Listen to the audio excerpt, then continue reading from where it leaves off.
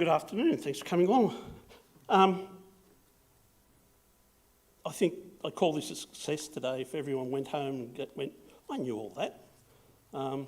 That means that's good and we're doing the right thing. I think these days we talk of scamming, usually think about online, phone, text, but scamming's something that's been around for forever. Oxford Dictionary defines it as a dishonest scheme, a fraud. The Merriam-Webster Dictionary, fraudulent, deceptive act or operation. I think a lot of people have travelled or heard of things overseas, travel scams. It's nothing really new for us.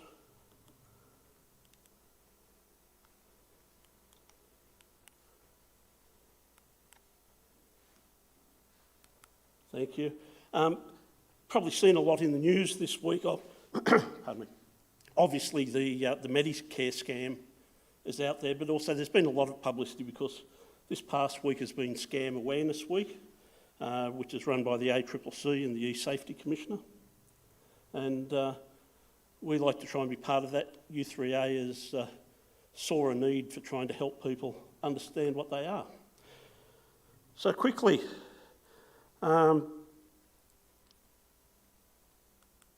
let's talk about what... I'm getting a red light.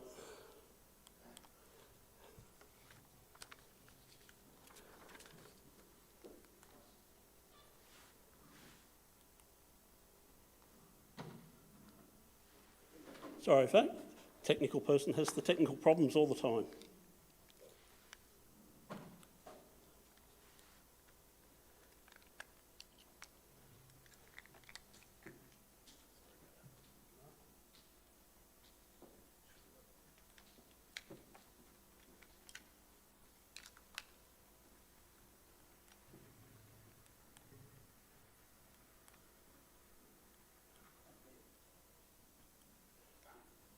Okay.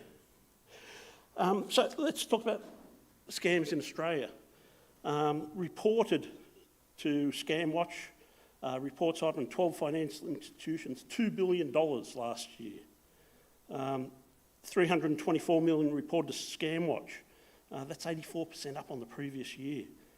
I think a number that really frightens me is the average loss that was reported was $12,742. This isn't businesses, this is people. These are individuals. I think a lot of the numbers that make up the 2 billion aren't reported to ScamWatch because they're financially affecting people. So they're going straight to their banks because ScamWatch can't help you actually get your money back. But they're frightening numbers. So let's just talk about scammers. Look back about 15 years and a lot of companies were outsourcing to India their call centres. You know, everyone used to joke about, oh, here's the call from the Indian call centre. And this developed massive industry in India. Even cities were created that handled these call centres, big buildings, massive infrastructure, training people to speak English, up their IT skills, teach them how to handle scripts given to them. But then in more recent years, companies have started to take their call centres back in-house. And suddenly you've got all this massive infrastructure, people, databases, information, and there's no business. So what started to develop is the scamming industry has taken over in India. That's the most prevalent place. There was a show on Channel 7 that talked about if the government over there shut down one, what they call sector, it would reduce the scamming in the world by 50%. That's a frightening number. Just to talk about scammers and hackers, because there's been a lot of talk. Hackers are the ones that bite into businesses and government systems to get the information out. They then sell it on to hackers, usually through the dark web. And the dark web is just somewhere that you can't really get to easily, and it's hidden. You can't trace people around that easily there. It is big business. It's not just a job. And for the people that work in the industry, it is just a job for them. In India, there was a big expose in the Hindustani Times, big mainstream newspaper over there. And they exposed a big scamming operation, and all that came out of it was a local senior police officer put a thumbs up on the person that did the expose's Instagram page. There was no follow through. So the government really isn't doing anything there to stop this happening. Type of scams that we're seeing. So this is what's reported to ScamWatch. 10 million in identity theft, 8 million in online shopping scams, 7 million in classified scams, 4 million in phishing scams, and I'll explain what those are after, and 3 million lost to hacking. So these are the small end ones. I believe that the real number of those are a lot higher, and that's because these are financial ones, and people are going to their banks, their financial institutions to report those to try and get their money back. At the other end of the market, 177 million in investment scams, 56 million in dating and romance scams, 17 million false billing, 16 million in remote access scams, 11 million in threats to life or arrest.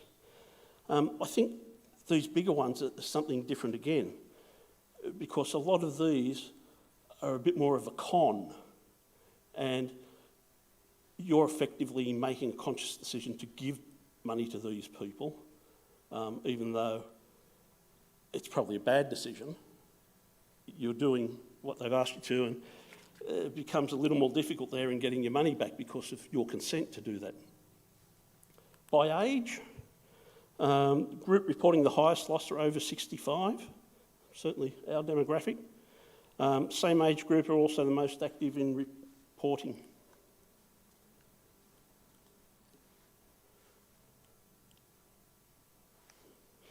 It. How do they come?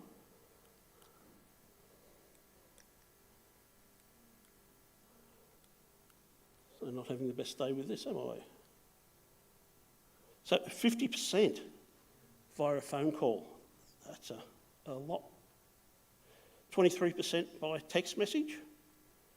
So the other 20% emails, etc.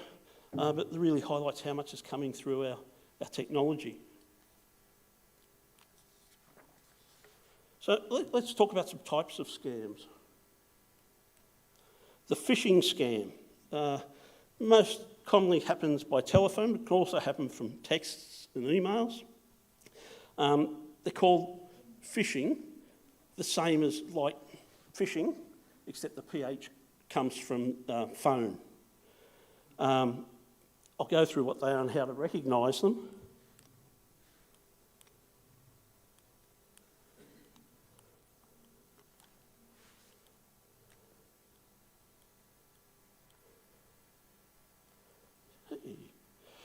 So, most of them start with an email or text message, phone call. Seems to be from a business that you trust, a bank, government agency, phone company. Threatens that something will happen to your finance or your services if you don't confirm your personal details using your phone or by logging into a website provided by the scammer. It certainly looks the real thing. Can look a lot like the real website from the bank. It's actually fake. It shows the phone number. If you give your details to the website or phone, what you're doing is actually giving to the scammer. So that opens then up to use that information for other things.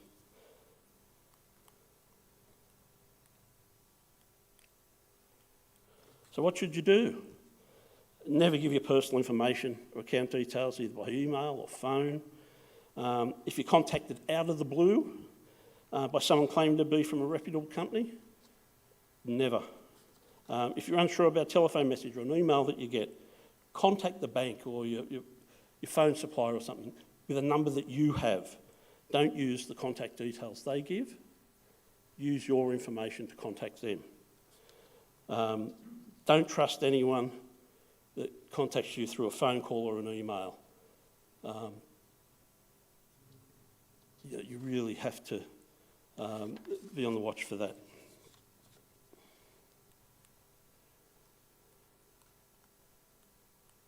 Not winning with this one today, am I?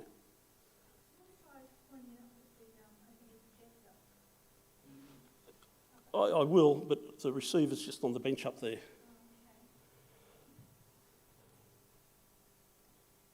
Thanks, Andrew. Another one is with the phishing scam.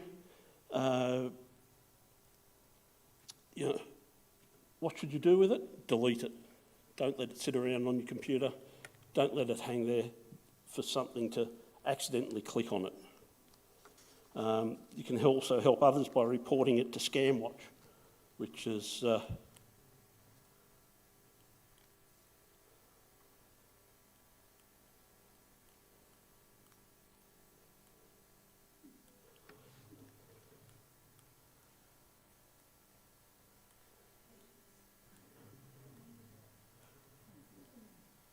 he's just leaving.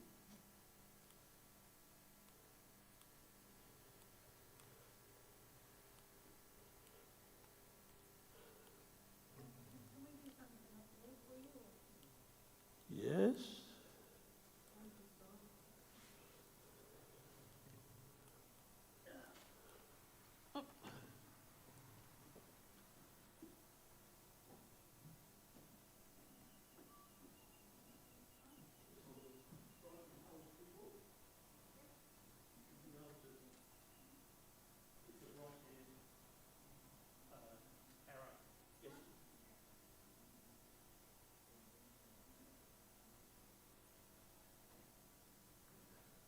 So that's the contact details there for ScamWatch. Thank you. And let's just see how we go here. You could be eligible for a government rebate. Wait, this could be a scam. Welcome to my school, Stevie's Scam School. Yeah, great. Hello, my name is Stevie, the reformed scam artist. I'm here to teach you how to avoid being scammed. This lesson I call the rebate scam. It can be hard to spot, so pay close attention. In this scam, I'd pretend I'm an employee of the government, bank, or any other well-known company I can think of. I'd jump on the phone, give you a call, and put on my trusty professional voice again. Hello, I'm calling from the Australian government regarding overpaid taxes. It seems we've made an error in our records and we owe you a sum of money. Now here's the catch, and boy, it's a good one. I'll tell them that to receive the money they're owed, they have to pay an administration fee by transferring money into an account. Oh, the poor souls don't know what hit them. They jump on the computer, send over the administration fee, and bang, right into my account. They wait around for their payment from the government, but it never comes. They don't receive a cent. I do, though. Now, I've heard many tales of these kind of tricks round the traps. Some people are told that they've overpaid their bills, that their pension has been underpaid, or even that they're owed cash for overpaid bank fees. What a scam! So be cautious of unexpected calls or letters. These organisations will never contact you and ask for upfront payment in return for money owed. And beware of fake websites. Often the scammers will send links to websites that look like the real deal. So it's best to call up the company or the relevant government department directly and make sure for yourself. So, if anyone ever tells you they owe you money, don't always expect to see it. Just ask me landlord. Oh, sorry, Betty. Stevie's Scam School. Yeah, nice. So, e-safety tip. Your bank or any government authority, they'll never contact you by text or phone or email to ask you to confirm your personal details. They just don't do that. It's upsetting to get those sort of messages. Remember, if someone contacts you out of the blue and asks you to hand over personal details straight away, don't trust them, no matter who they say they work for. Unexpected money scam, older than the internet. Give me money now, or give me something now and you get more later. Type of scams used for a range of tricks to convince you to pay for some money now and receive a lot more in the future. Let's talk about how to spot some of those. So, awesome deal, don't miss out. With the scam, you usually get something promising a lot of money for a small upfront fee. Opportunity likely appear too good to be true. Just remember that term, too good to be true. And money you pay will be gone forever. If you get an email like that, ignore it, don't reply, delete it. Inheritance claim. Notified that you've inherited a great deal of money from your great aunt. No, I had a great aunt. Tell you the cash is tied up in red tape, except you'll need to pay an expert to free it up. But you won't get your money until after you've paid that, of course. And what's the story? You'll never see your money again, and you'll never see the inheritance. Lotto wins. Lucky you. Did you actually enter that lottery? Very common scam. Receive an email saying that you've won the lottery or competition that you haven't entered. Explain that you're entered automatically when you visited a website and just need to pay an administration fee to collect your money. Should ignore those emails, delete them. It's the same story. And I mean, that goes back years. I remember my mum used to get Reader's Digest every month, I think it was. And I'm sure with every one of those there was a "you're a winner" thing in the front of it. And yes, there were always some nice little ifs and buts attached to that. What's Stevie got for us this time? Congratulations, you're the winner of Stevie's grand prize draw. Wait, this could be a scam. Welcome to my school, Stevie's Scam School. Yeah, great. Hello, my name is Stevie, the reformed scam artist. I'm here to teach you how to avoid being scammed. Let's kick off today's lesson. Whew, this one's a real winner. I call it the lottery scam. Pay attention and I'll show you how this one works. I send you off a real professional looking letter, SMS or email, telling you that you've won a prize in a lottery that you didn't even enter. How good's that? You open the letter and get all excited, thinking that you're rich. Blimey! You start dreaming of sports cars, holidays, your conversation with the boss. But little do you know, the lottery is a fake. Kinda like this poor fella. Now here's the part where I'd cash in. To claim your prize, I would ask you to pay a tax or send me your bank details. Whoever paid someone to get a prize? Can't believe I used to get away with it. So next time, hold your horses. Never send off any cash or bank details to claim a prize. And always check that you've previously entered the lottery or prize draw before you quit your day job. If you haven't entered the lottery, you can't win the prize. Too easy.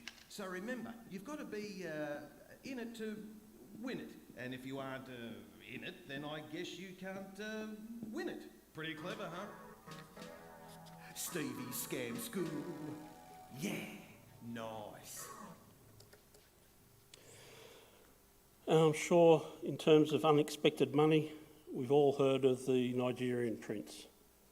Not sure how many of you have ever got got an email from the Nigerian prince. I have a few times.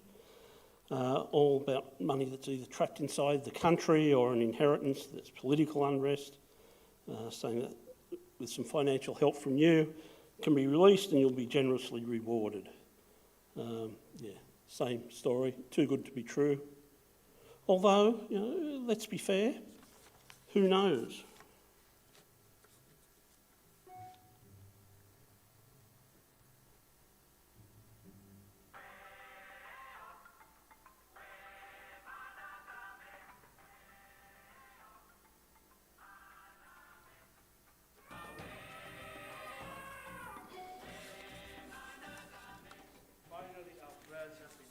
We need to go to Australia immediately. Be careful, my prince, be careful. You're too trusting. We've been hurt before. No, this kindly old woman, she has agreed to help us. She will take the $20 million. Okay? My father's dying wish to be realized. But what did she change her mind? I choose to trust in the kindness of strangers, Bufana. You're a naive fool. Huh?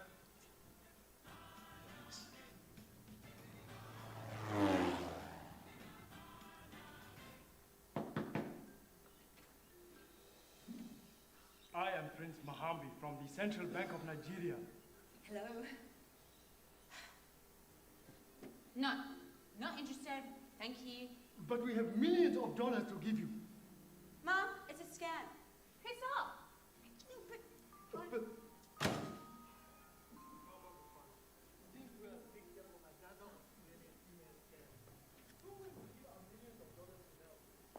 I don't want to say I told you so.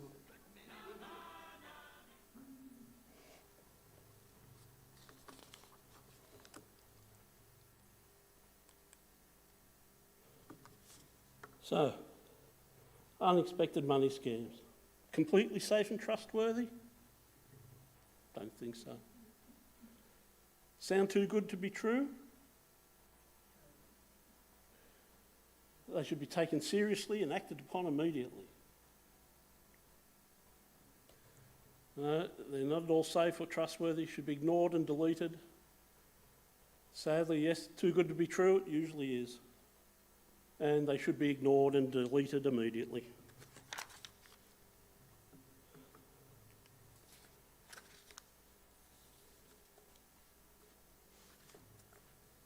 Money for nothing. Name of a good old song. Again,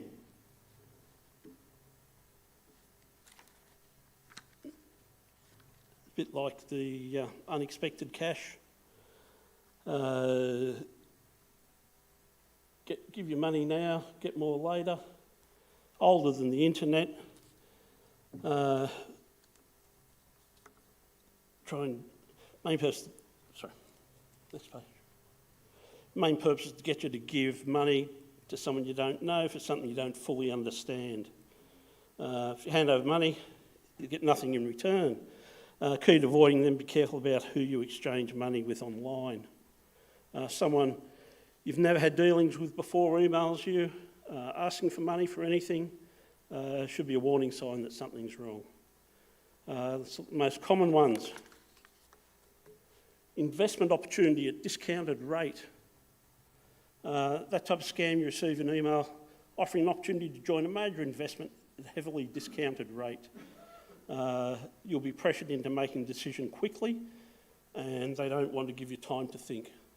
I look back to 1980, and I remember buying some timeshare, and that was certainly the method of sales there.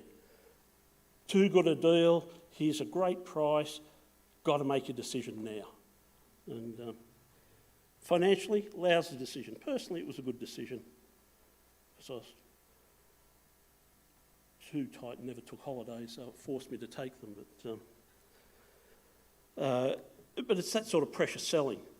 Now, while largely outlawed, it still happens a lot. If someone you don't know contacts you with a get-rich scheme, it's the same picture.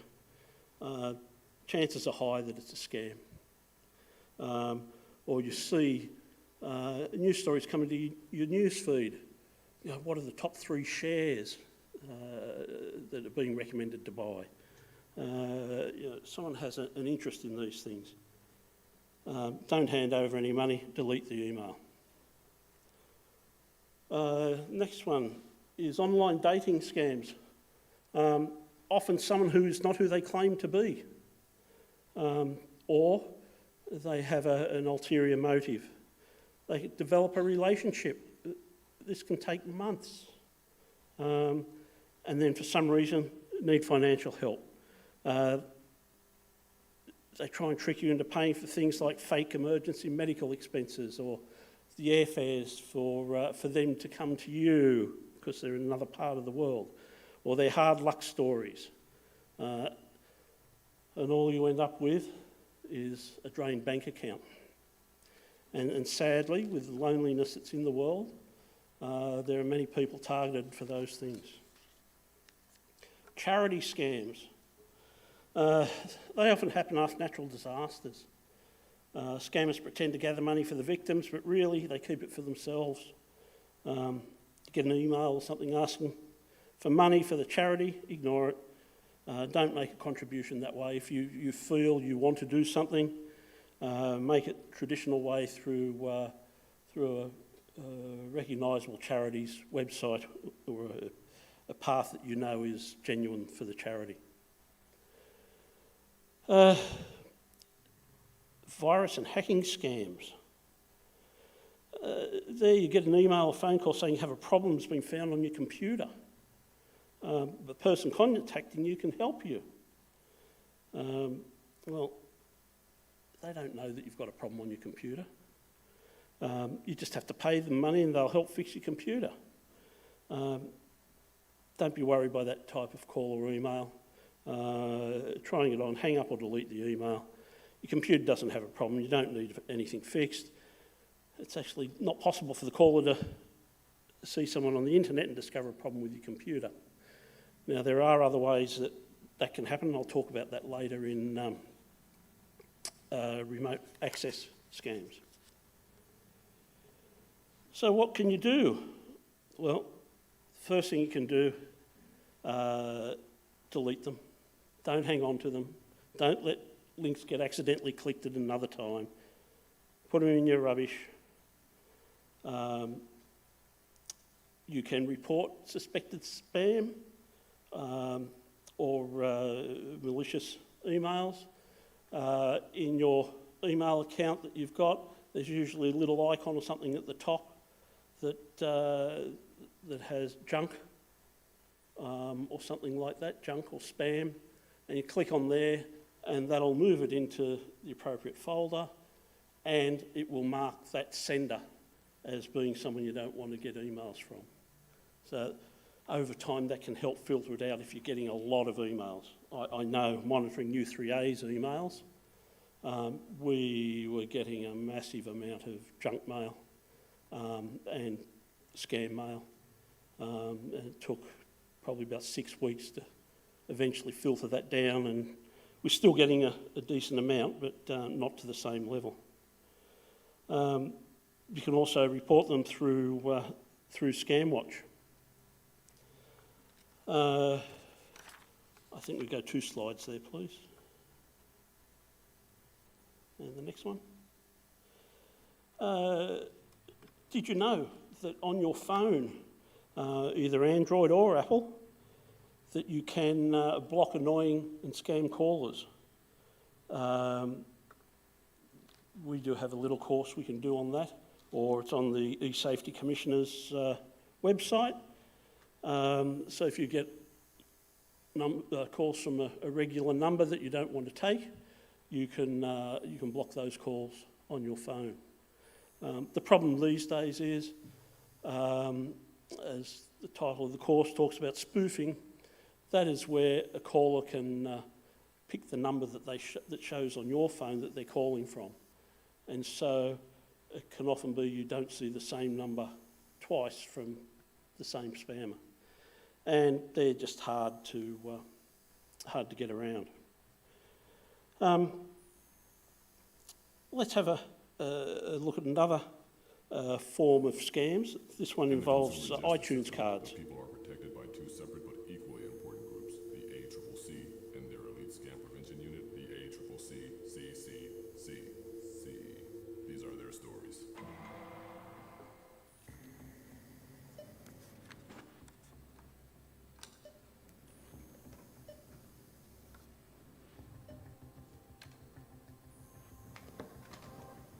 Hi man, it's a lot of iTunes gift cards you're buying there. I know the feeling when the new Justin Bieber album comes out, you can't just buy it once. Oh, it's not for the music. The Australian Tax Office told me to buy the iTunes gift cards. Really? Ma'am, you're about to make a terrible mistake. I told you I'm not buying Justin Bieber. No, I mean the gift cards. Ma'am, would you mind coming down the station with me? My name is Jason O'Connor, calling you from the Australian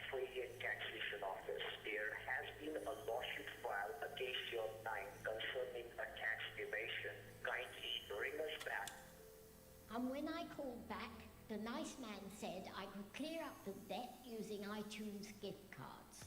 No, madam. What you need is this.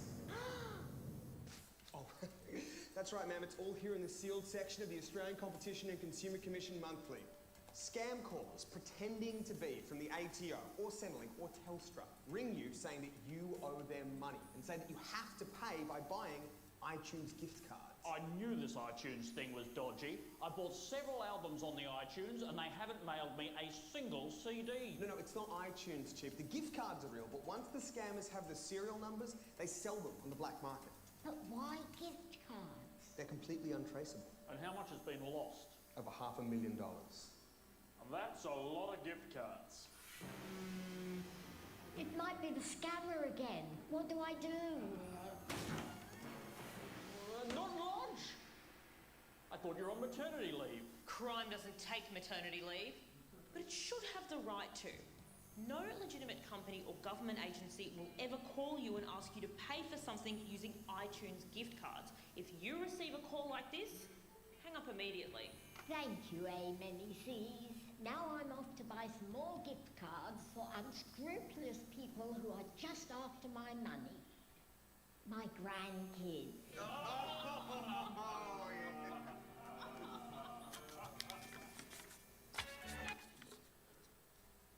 So, I like the ending on that one. I can relate to that. In the consumer justice system. No legitimate organisation's ever going to ask you to pay for things with gift cards. No one's going to phone you over the phone and tell you there's an arrest warrant out on you, and especially not over a recorded message. I know I've had many want to come and arrest me. I remember a number of years ago, I went to JB Hi-Fi. I go there or somewhere each Christmas, and I buy sets of antivirus software, usually packs of 5 licences, and I give my family a set of 5 licences each for Christmas. Just my way of trying to keep them safe online.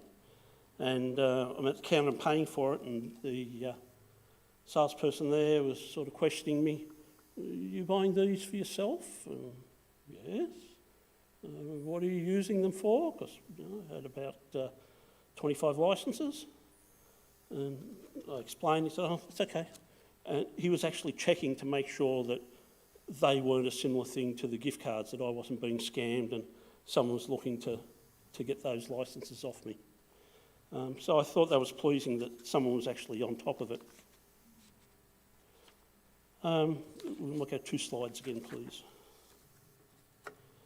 Remote access scams. So this is where someone attempts to access your computer remotely.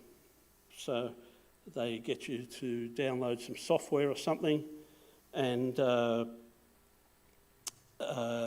often give a fake but credible story to trick you into giving them remote access to your computer. That gives them full access to your computer. So all your personal information, etc., all your files that are on there, or any business information or information on other things that's there. They use a variety of ways to contact you. One is online pop-ups. So you may have gone to a website or download a piece of software that's got some malware in there, a piece of software that will let things happen to your computer, and it'll pop up with you have a problem with your computer or something, and it'll give you a 1300 phone number to call, and they'll fix it. Again, they're usually a fake. You're almost certain they're always a fake. But there's also another way. If you actually have a problem at home on your computer, for example, you're having trouble with your printer, and you go and search for it, and something comes up in the ads part of your search, and it says, "Oh, go here to get help to fix it." And in fact, where you're going is somewhere like that, and they'll say, "Oh, well, download this piece of software, give me this code, and I can get online on your computer and I can fix your printer for you." And what they're doing is they're taking advantage of the fact you've got a problem and getting remote access to your computer. Once they get that, they can do anything from identity theft, take all your data, put ransomware on your computer.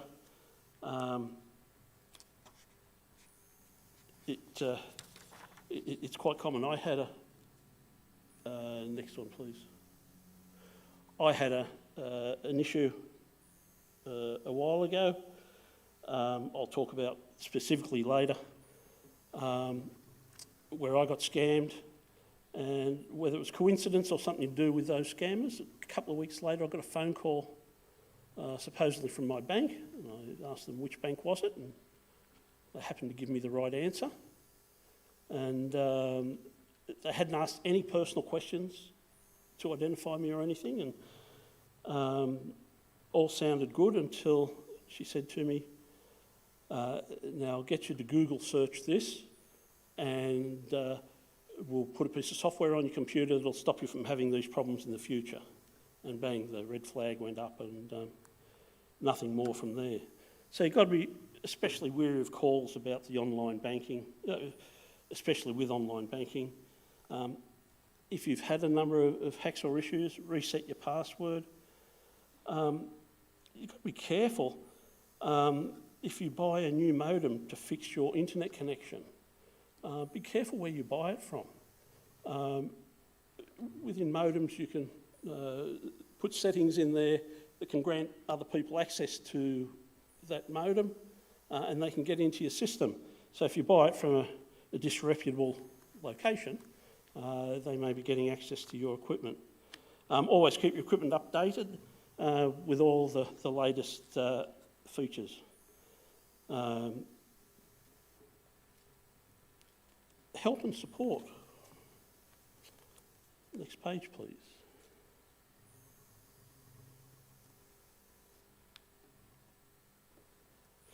I'm going to talk here about getting help and support if you think you may have been caught up in a scam, or if a computer has a virus at something. Try and look at ways to stay safe and who to call or notify. So, if you think you've been the subject of a scam, don't feel embarrassed. Don't keep it to yourself. There's steps you can take to fix the problem, as well as helping others avoid it as well. If you suspect you're being scammed, contact your bank. The first thing you should do is contact the financial institution, immediately put a halt on any payments to the scammer. Most banks and credit unions are used to dealing with this type of situation. They'll be able to help you through the process. So don't feel embarrassed about it. Don't feel that you're a one-off. They know exactly what to do in those circumstances to help you. And of course, report to the ACCC. Whilst the ACCC, through ScamWatch, can't actually directly do things, in some circumstances with enough information they can pass it on to relevant authorities to have a look at, to try and pursue further. There's an announcement just in the last couple of days about the new task force being established to actually look deeper into a number of the hacks and scams that are happening. But from the information they gather here, they can work out where they have to target, what are the new trends, and try and keep people up to date. So after you've spoken to your bank, etc., if you suspect you're being scammed, let other people know. Help people understand what to look out for. Don't be too embarrassed to deal with it.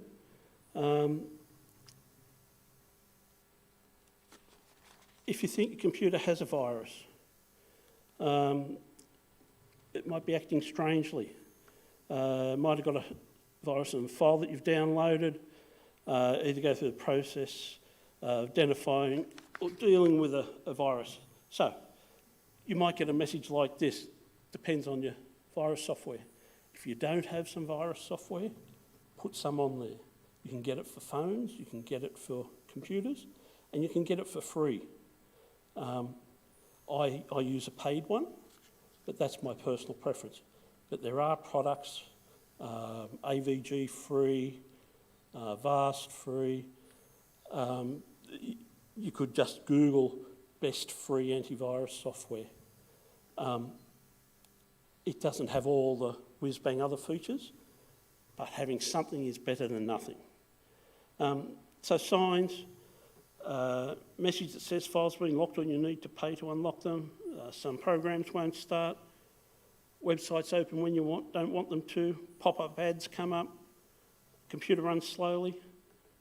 They're not all certain signs of a virus, but you could certainly check by running a virus scan. Most computers, you can open your antivirus software. Some might be a little screen at the bottom, or if it's on your phone, you can open that app. And they'll have an option. No, can we go back, please? So that'd be to run a virus scan. So that'd be the left button. Yeah, thank you. Yes, you'll be able to go in and you can run a quick scan or a full scan or a file scan. If you have time, run a full scan. It might take a little while, and I'm talking maybe 15 minutes on tops on your average computer. Just to check all your things. Important documents, make sure you've got them backed up, copies of them somewhere.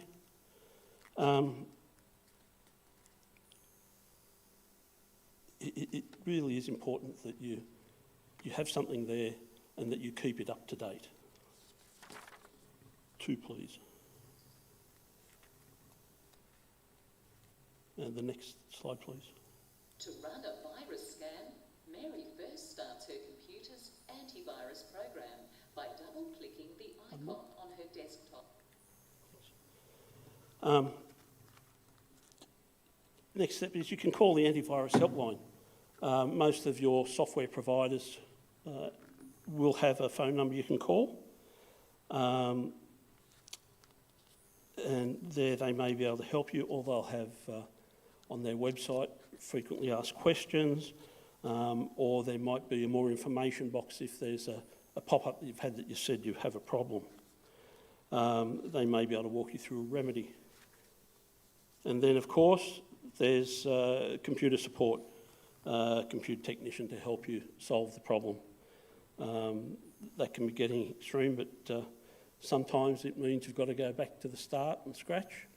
And if you don't have copies of anything that's important on your computer, you may lose them. So it is important to keep copies.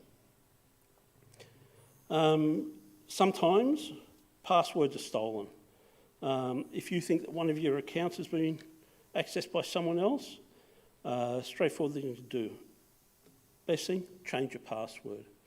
I know it's awkward, but don't use the same password for everything, because when they get into one, they can get into everything. There are tools available where you can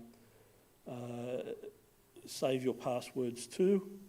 I use 2 myself, but then you need a very good password to secure that as well. Things to look for that you might notice, changes in... Sorry, go back please. Charges on your bank statement for purchases you didn't make, messages you didn't write appearing on social media or Facebook, people responding to emails that you don't remember sending. Suspect someone's doing that, good idea to change your passwords.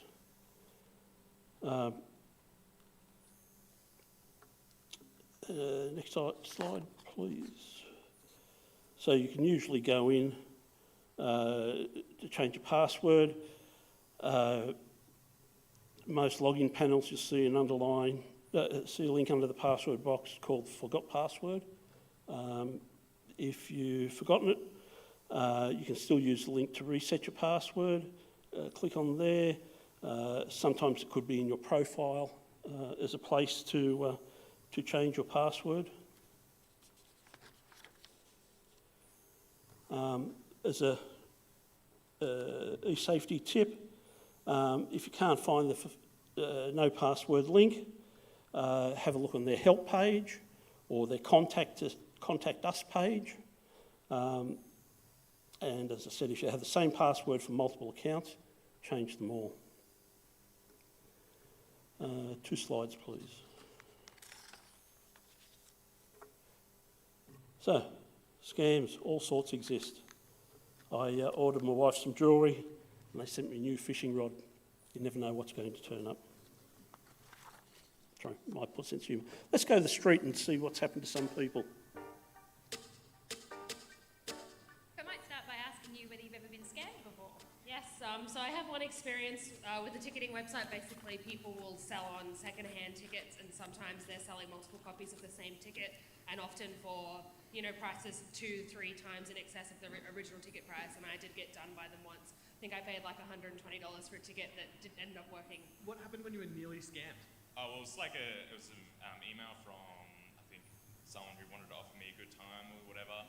I saw the click here, I thought, like, if I click that, I'm sure it's embedded with, like, malware, so onto my computer, so nearly dodged a bullet, but... Have you ever been scammed? I have. What happened? I went to the bank a week before Christmas and I went to draw out some money and I thought, oh, that can't be right. I'm a pensioner, I don't have a lot in there, but I knew what should be in there. And so I went into the bank. I was actually at a bank, so I went in and they looked up my history and I'd had $700, some sent to London, some sent to Sri Lanka.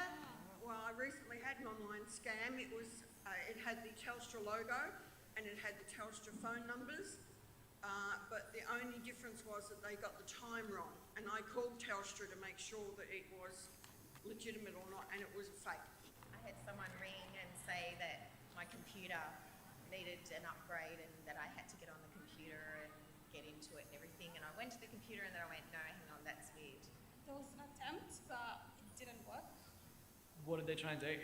So I've received phone calls from individuals pretending to be the taxation office. I called the taxation office and they said that they don't do any robot recording. If you were scammed, what would you do? Probably contact some government department. I don't know the name of it, but... Oh, Scam Watch, I guess.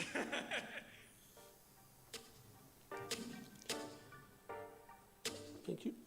So, let's get a bit closer to home.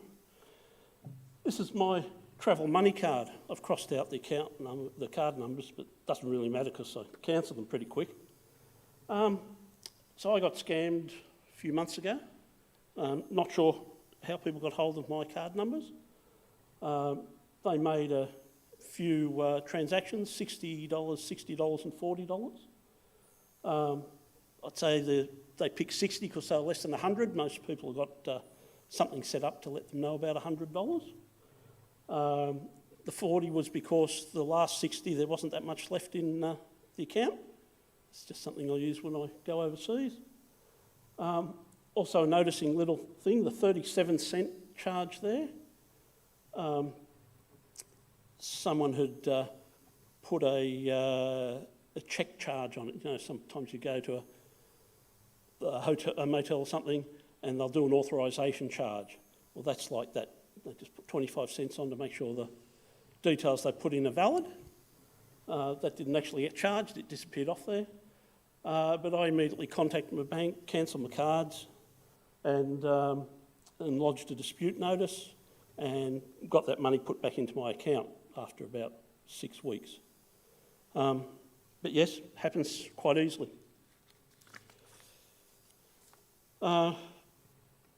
As I mentioned, I monitor U3A's emails, and recently our members commented that they were getting emails like this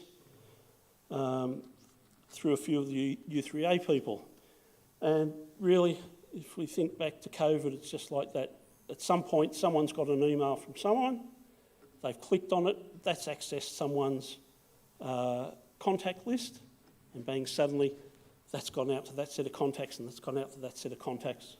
And of course, when you're in a group of people, you have other people's contacts, and so that's probably taking contact lists from people.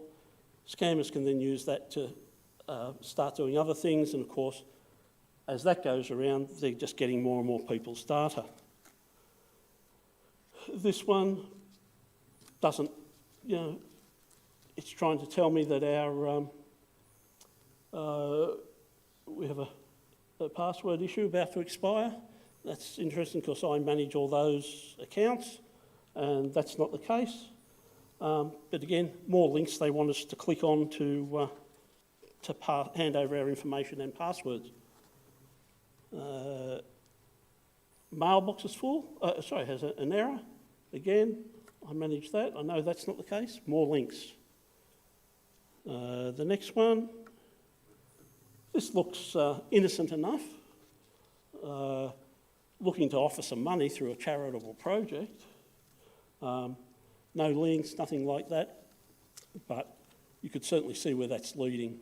It's going to head to a money for nothing scam, I'm sure.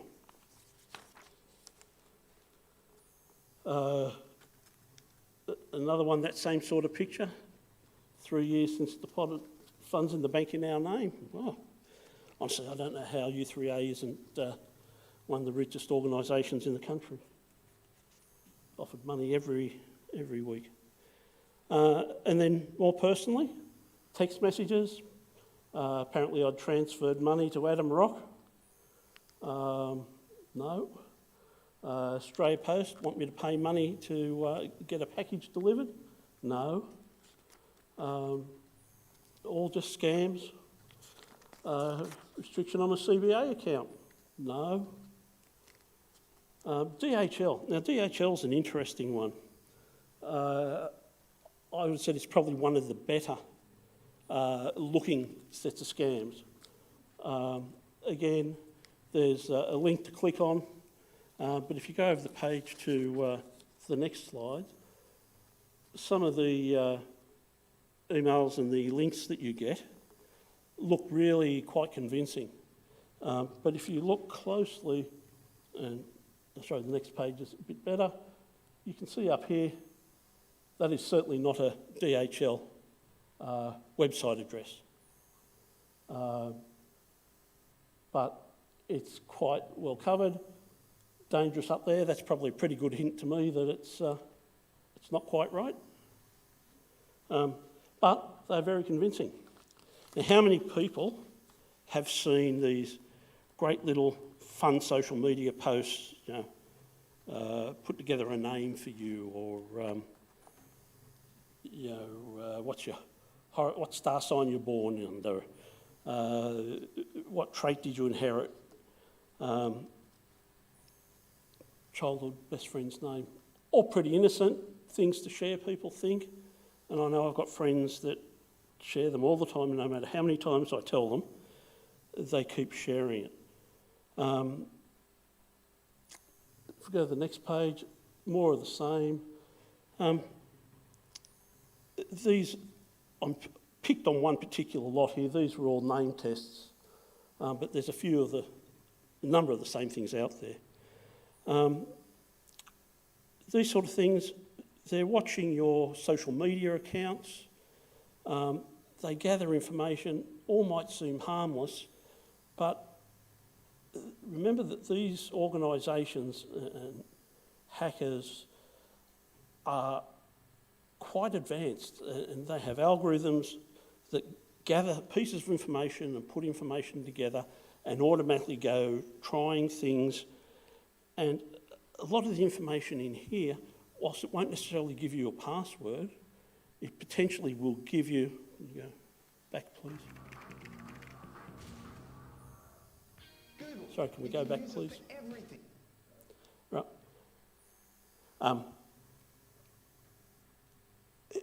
It doesn't necessarily give away your password, but think about all those sites that when you set up an account, ask you for some secret questions. What was your first dog's name? Where did you go to school? Or something like that. Many of those questions would be answered through those tests. Now, Google, Facebook, companies here to help us? Yes? No? Let's have a look at Google first, see what you can get from it. But also, let's have a look at what it gets from you and tell me after this if you think there's a conflict of interest.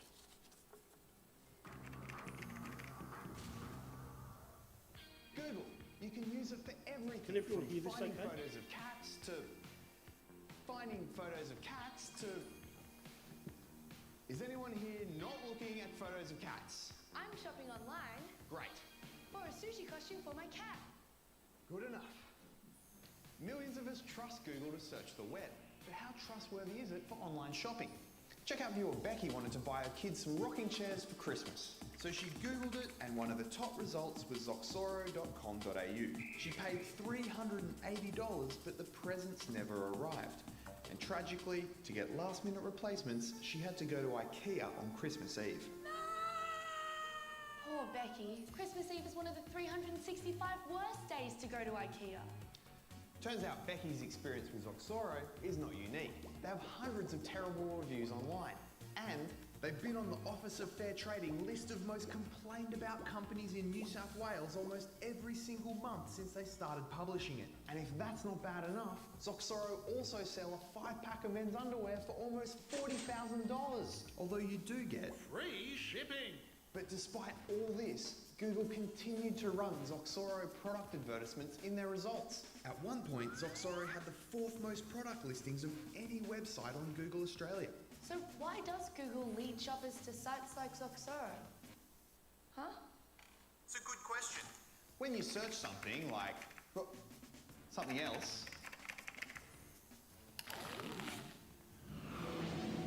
Google uses a really sophisticated algorithm that searches billions of web pages to try and bring you the ones that are reliable and relevant. That sounds helpful. It is, but it only applies to this much of your search results. These ones that say ad and these ones that say sponsored, and literally everything on this Google Shopping tab all use a very different method. These stores are... Hey! This is important. I know, I just... Go on. These stores have all paid Google to be here, and the more they pay, the better their placement will be.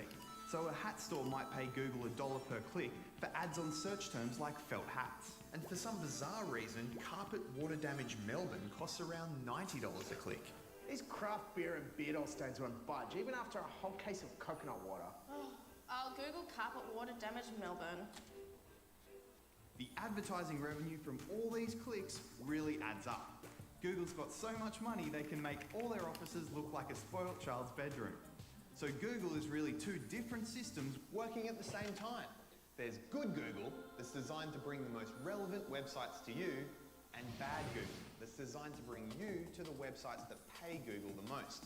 And when you Google something, say, sweater vests, I mean, this is the ABC after all. Nice vest! You're actually using both of these systems at once.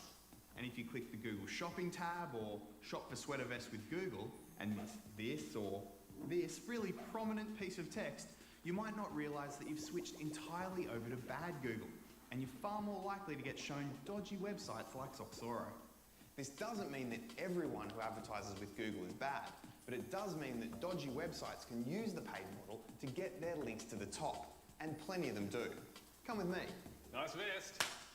For starters, Viagogo, the shonky online ticket reseller we covered in episode 1, pays to get their links to the top of your Google results. And when we searched for Samsung Galaxy phones, or to buy cameras, or for Samsung smartwatches, Google Shopping returned top results for the stores Android Enjoyed, Camera Sky, and Glucur, which are all businesses the New South Wales Department of Fair Trading warned against because consumers have lost around 150 grand through them.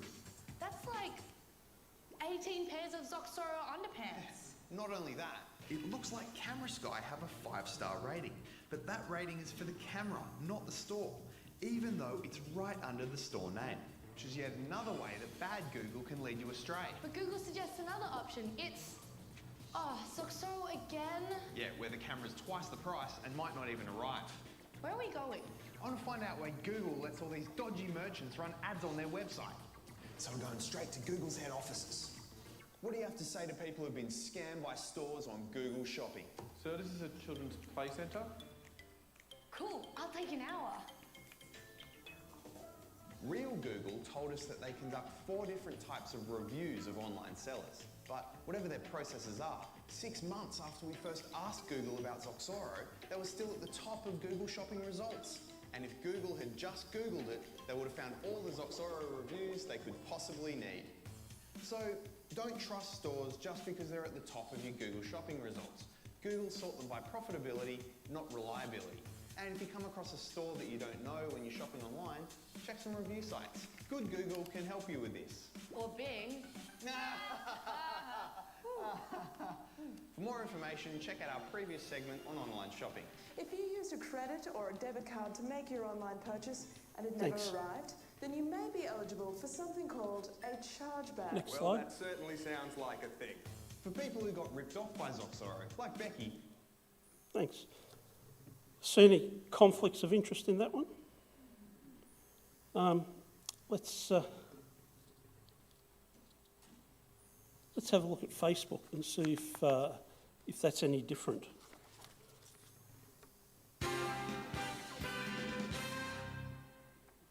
You trust your friends, even if they can be jerks. With so many advertisers trying to lead you astray. But according to our tip-off, if you read the fine print, you'll find that it actually costs 2 cents more per 100 grams. Scam! I'm outraged by all the companies. It's no wonder that your friends' opinions carry the most weight. In fact, 84% of people trust recommendations from friends and family. That's more than any other source. And the company that turned friendship into a commodity is making millions selling that trust. You might have noticed personalised ads appearing in your newsfeed, ones your friends appear to have endorsed. Those ads make up a fair slice of the $2.3 billion Facebook earned in advertising in the first 3 months of this year alone. Companies love them because attaching a friend's name to an ad makes you significantly more likely to recognise the brand, remember the ad, and even want to purchase their product. In other words, Facebook's using you to advertise to your friends without telling you when it's happening or paying you for it. Why would they do this? Because you said they could. You know how you're always reading Facebook's entire terms and conditions? Am I going to come put them down? Well then, you'd remember this classic clause. You permit a business or other entity to pay us to display your name and or profile picture with your content or information without any compensation to you. Even better on the second read. Poetry. That clause opens the door to ads based around the use of this button. But this is Facebook land, and like doesn't just mean like in Facebookanese. It means, yes, I've seen your feet at the beach, your fancy food, your stupid baby. None of us actually like these pictures. It's just a bloody reflex. Sometimes we click the like button because we want to win competitions. Win weekly prizes! Or to get updates from service providers. Get updates from Telstra in your newsfeed. And sometimes we even click like because we want to know what someone we don't like is saying. Oh, I hate these guys. I better like them so I can hate them harder. And it's not just if you hit the like button. If you follow a company's page, say you attend their event or engage with one of their apps, Facebook can use your name in their advertising. Imagine if that's how it worked in the real world. Did you like everything? Yeah. Vomit. Hey, it's Kirsten and Zoe. They got great taste. What's in here? Yeah, and take photos of the food. Oh, then we can put them on Facebook. I so wish I had my baby food. Yeah. But Facebook doesn't care why you liked something, and Facebook doesn't care when you liked something. Let's say broke uni student you clicked like to win a cheeseburger 5 years ago. Free burger! Yes! Your like could show up on a really famous cheeseburger shop ad in your friends' news feeds today. Hey, this burger's still good. Creepy, no? What's even creepier? This could keep happening even after you die. There have been a number of reports of dead people continuing to show up as liking companies in ads in the newsfeed. Facebook says this can happen if an account doesn't get memorialised, which you can do by visiting facebook.com/help/contact/3055. Bugger it, just Google it. And make sure your next of kin knows whether to memorialise or delete your Facebook account when you die. Quick! He's got a medical bracelet! It says he wants his Facebook page memorialised! Wait, what's the address? Just do it! A lot of people have written into us claiming that Facebook is running ads endorsed by them for companies they've never liked. Facebook said I liked American Express. It said I liked ING. Facebook says my sister likes Disney porn. She doesn't. I hope.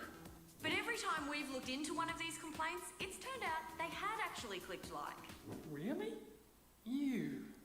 You can see a list of everything you've ever liked and when you did it. It's in the Facebook activity log. Here. And with just 2 clicks, you can take a terrifying trip down memory lane. I swear I never liked that.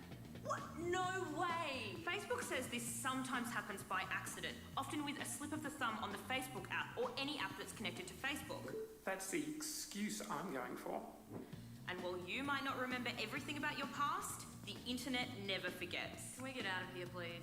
Although, ads aren't the worst things your friends can subject you to.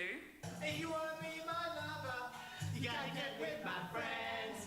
Make it last forever. Friendship never ends. Yes, it does. And you can end your work as an unpaid salesperson on Facebook. For now, you can do this by visiting Facebook's adverts page. Click settings and then click adverts. And change your adverts and friends settings from only my friends to no one. Here's the current link. Go change your settings. Seriously, do it now, we'll wait. Oh, I'm kind of over it. They can pause this, can't they? Yeah, pause now. If you can hear this, you didn't press pause. Kirsten, what if they press pause and then press play again later? Siri, unfriend Zoe. To see this link again, please visit thecheckout.net.au or visit our Facebook page.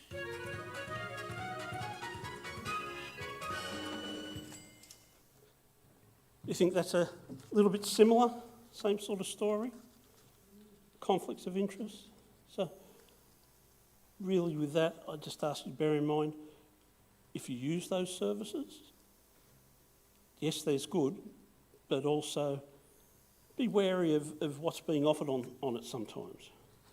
I just want to touch a little bit closer to home as well.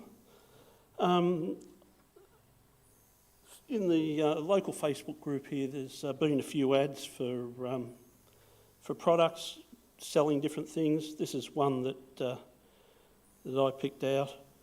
I know a few months previously there was one like it. Someone got caught, I think it was a washing machine for a couple of $100.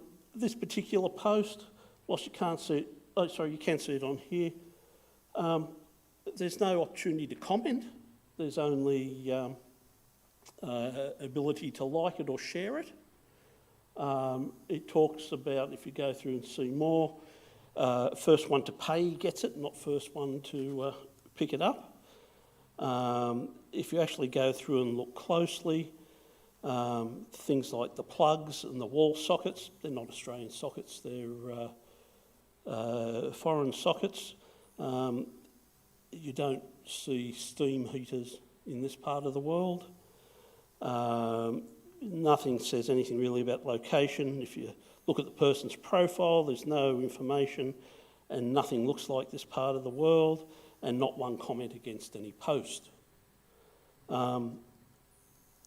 Because you couldn't comment on there, I could make my angry face on there, but I could take a snapshot of that post and post that photo back to the local site and point out as a scam. The post was taken down the next day.